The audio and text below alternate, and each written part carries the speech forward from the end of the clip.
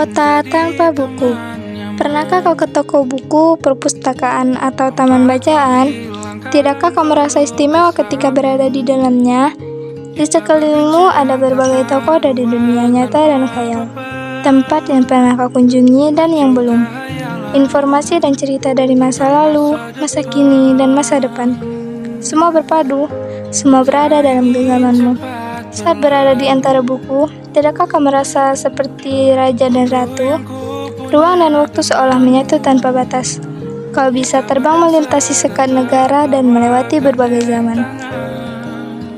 Kau bisa menyelam ke dalam samudra, melayang di angkasa, bercanda dengan aneka satwa, dan berkelana di tengah padatnya kota juga di rimba raya.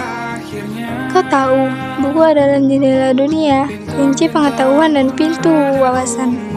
Muhammad Hatta sang proklamator berkata, "Aku rela dipenjara asalkan bersama buku.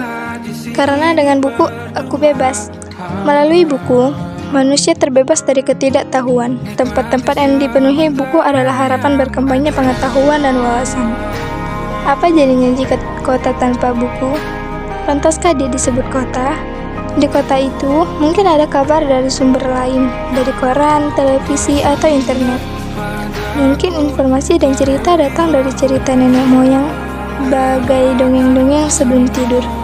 Irama warganya pun tiada beda, bangun pagi, bertebaran di muka bumi untuk berbagai keperluan, untuk kembali pulang siang atau sore harinya.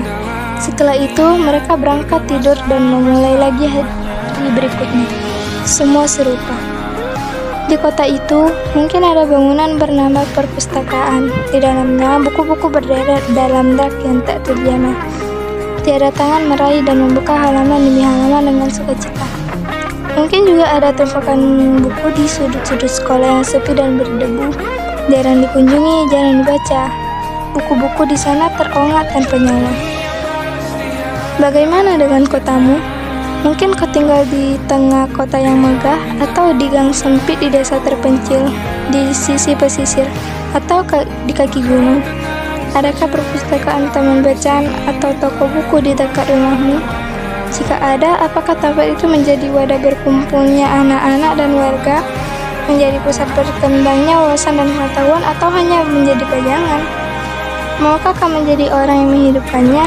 Kau bisa mengunjunginya dan mengajak teman-teman membaca dan berbagi cerita di sana.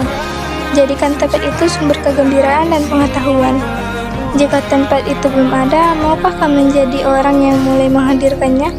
Kamu bisa memulainya dari sebuah sudut di teras rumahmu. Ajak teman-temanmu memulai langkah baru, dan biarkanlah waktu yang berlalu tanpa buku. Siapapun dirimu, bersahabatlah dengan buku. Dia akan menjadi teman setiamu sepanjang waktu. Terima kasih.